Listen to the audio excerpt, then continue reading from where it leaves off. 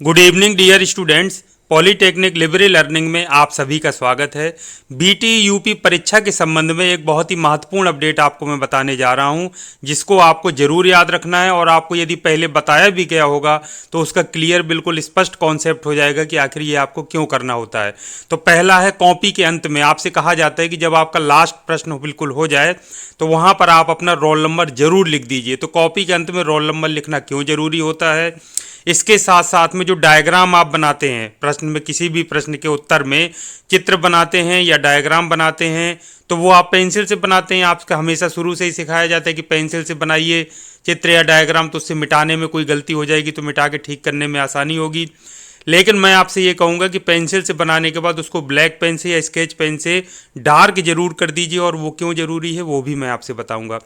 तो सबसे पहले आप देख लेते हैं, बोर्ड की जो कॉपी है वो कुछ इस तरह से होती है, जिसमें आप देखिए अनुक्रमांक अंकों में शब्दों में सभी विद्यार्थी भरते हैं। आपको पता है, आप परीक्षाएं दे रहे हैं, आपको अच्छे से मालूम होगा।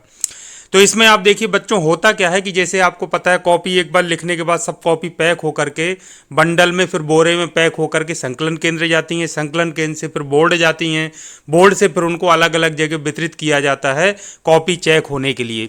तो बच्चों, इस पैकिंग अनपैकिंग में क्या होता है, ये जो ऊपर का पन्ना होता है, ये कवर पेज जो आप देख पा रहे हैं, ये फट जाने का डर रहता है। बहुत सारे ऐसे केसेस हुए जिसमें ये पन्ना ही गायब हो गया, और पन्ना गायब होने के बाद जब अंदर देखा जाता है तो उसमें कहीं भी बच्चे का रोल नंबर या कोई रिकॉर्ड नहीं मिल पाता, जिसकी वजह से सैकड़ों की संख्या में प्रत्येक सेमेस्टर में, आप मान लीजिए प्रत्येक वर्ष में, बच्चों की ऐसी कॉपी रहती हैं जो अनआइडेंटिफाइड होती हैं, यानी कि उनका कोई रिकॉर्ड नहीं होता है। और वो आप जानिए कि किसी न किसी बच्चे की होगी, तो उसकी वजह से उन बच्चों का क्या होता है, रिजल्ट रुक जाता है।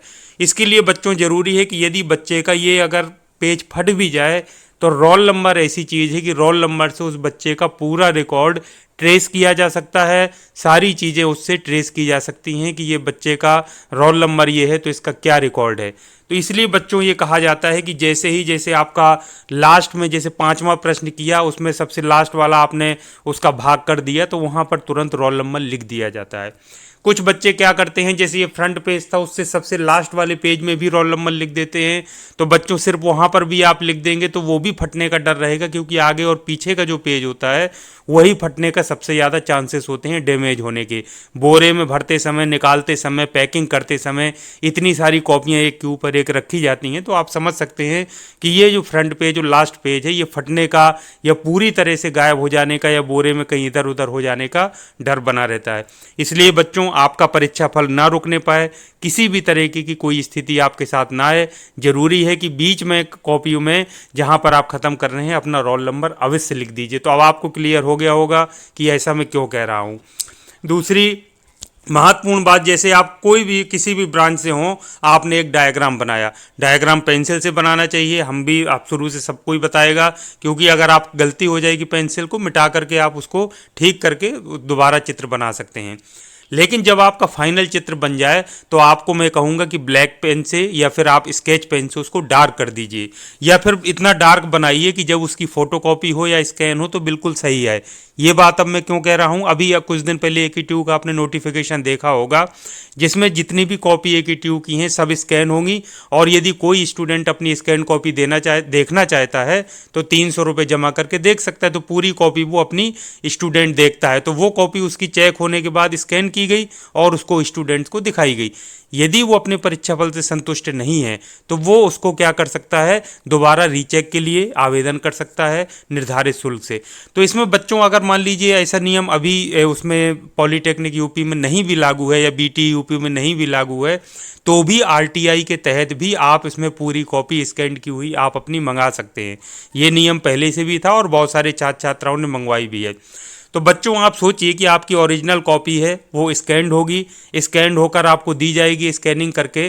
तो आप सोचिए, स्कैन करने के बाद आप पेंसिल से बना हुआ कोई चित्र है, तब उसकी क्या इमेज रहेगी स्कैन करने पर, और स्कैन होने के बाद आप कभी उसका प्रिंट आउट निकाल करके देखिए, उस जगह कुछ भी आपको नहीं दिखाई देगा, यदि लाइट पेन से या आपने किसी पेंसिल से कोई भी चित्र बनाया होगा।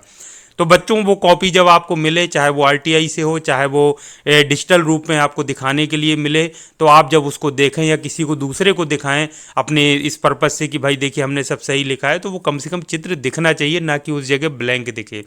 तो बच्चों ये चीज़ मेरी ज़रूर याद रखिएगा, इसमें सेकंडों का टाइम लगना चाहिए डार्क करने के लिए। जब चित्र कोई अच्छे से बना लिया आपने तो सिर्फ डार्क करना है बॉर्डर, तो उसको जल्दी से स्केच पेन से या पेन से ऊपर पेंसिल के आप चला दीजिए, तो आपको बहुत आधे सेकंड में ही आपका पूरा आप डार्क कर सकते हैं, बहुत आपका समय वेस्ट नहीं होगा।